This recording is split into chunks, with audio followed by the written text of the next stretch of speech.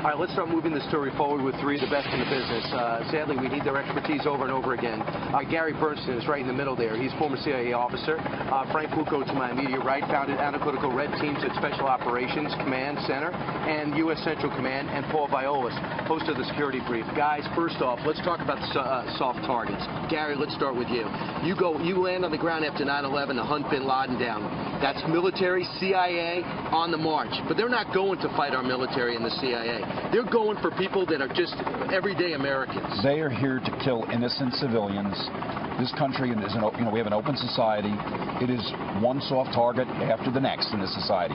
We're going to have to destroy them abroad, because if we don't, we can't defend every piece of turf in the United States. Right. It's just impossible. So, Paul, what do we do? I mean, do we not go to clubs? Do we start not going to the beach? What's going on? You know what, Brian, we have to start re-engineering our thought process as it relates to what's better, convenience or security, and looking at soft targets differently these days. I mean, whether it be a movie theater or now we see a nightclub, we're going to have to really start looking at the difference between access control there and how we're going to handle getting people outside if, God forbid, there's an incident. Well, I mean, right now we obviously see there's an exit problem when it comes to this club in particular. 300 people packed into a very small building. We're going to be talking about that. But, Frank, what's your takeaway from what we know so far? Well, it's going to have an immediate impact on this area. We've got some very high-profile targets here with the Disney parks, the Universal parks. Those are the primary targets where security is very good. All of these secondary and tertiary targets now, people are going to notice a difference in security, and normal people who use these things are going to notice a difference in their wallets. It's very expensive what's going to happen here. Gary, this is not a big mystery. They said he pledged allegiance to al-Baghdadi before the fight. He went over to Saudi Arabia afterwards. His dad's had linkage to Afghanistan and has an allegiance and an affinity for the Taliban. The administration is underselling the nature of the threat in the United States. The FBI has stated there's like 900 open investigations in the United States. 10 times that number of people in America have communicated with ISIS back and forth. So there's 900 investigations. There's over 10,000. So it's actually closer to 15,000. So it's actually, out of the 2.6 million Muslims in America, it's about 0.5% of American Muslims or people in this country have communicated with ISIS in one way or another. It's a frightening number.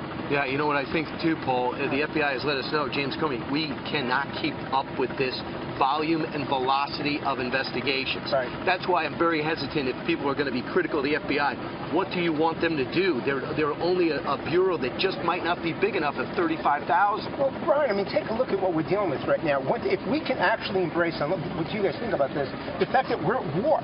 And what these guys are doing right now is they're going after communications, they're going after food and supply, and they're using the internet against us right now. They're using social media to recruit, to train, and to plan. This is what we see. The FBI can only do so much. There's only so many souls out there, and there's a lot more of them. We've got to change our thought process. And Frank, I don't think I have to tell you that some people feel hesitant to come out and say, hey, I got a problem with the Muslim across the street. Sure. I see something suspicious down the block. They don't want to be labeled. Is there something we can do to not overreact, but yet we seem to be underreacting? If you look at San Bernardino and you look over here. Sure. Well, the one thing to understand is that this transcends ideology. This is a theological issue. We're dealing with a belief system that to these people is divine. So they can care less what we think. That's why we have to say things, something, when we see something that looks unusual. You might be embarrassed if you're wrong. That's a heck of a lot, better than the alternative, which is if you were right and you didn't say something, embarrassment is going to be the least of your worries. Brian, I stated this in an earlier segment. We need a domestic intelligence service here in the United States like the British have an MI5. And I would hire many Muslim Americans who know the culture, who are loyal to the United States to help us fight these people. We can't win it without them, and we need new authorities, and it's time to make a change, a significant change. We have to adapt. They're adapting, we're not. So, Paul, I'll take the president's side for a second. Okay. He says, I want you guys to live your life. We'll worry about stopping these guys. You go live your life. Remember the Israelis, after the terror attack a few days ago, they had that restaurant open hours later, and they said, we're eating here, we're packing the place. So the president's saying, don't stop living. Ignore this police tape around us here, 200 yards from where 100 100 people were massacred. What's your thought on that? First of all evidence to the contrary. You know, whatever the president is saying with respect to this makes absolutely no sense whatsoever because he doesn't stand by his word. And he has no direction. You start pulling military back at a time when we're under assault in our own country. It makes no sense. We saw this again yesterday, Brian, and we've seen it before. And gentlemen, you've seen this with mass shootings. First time we have something like this, first thing that comes out of the White House is we need gun control. Like that would have made a difference. It wouldn't have made a difference. No question about that. Right. Within a matter of a couple of days ago, this guy bought a rifle and a handgun. He was armed to the teeth and he was trained. Yet he's going to Saudi Arabia communicating with ISIS. And you know what? He's working as a security guard. Let's not forget that. You know, are we not even looking at the fact that how we're backgrounding our own employees here in this country? How did we miss that? Right. Should there be a military response overseas, Gary? Significant one.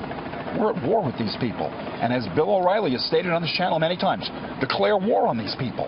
Let's go after these guys in a serious way, because if we do not destroy them, they're going to kill thousands of our citizens. We knew Al-Qaeda was in Afghanistan. We went after Afghanistan. We know their headquarters is in Raqqa. We should really pick up the pace. More than 50 special ops in Raqqa, it would seem.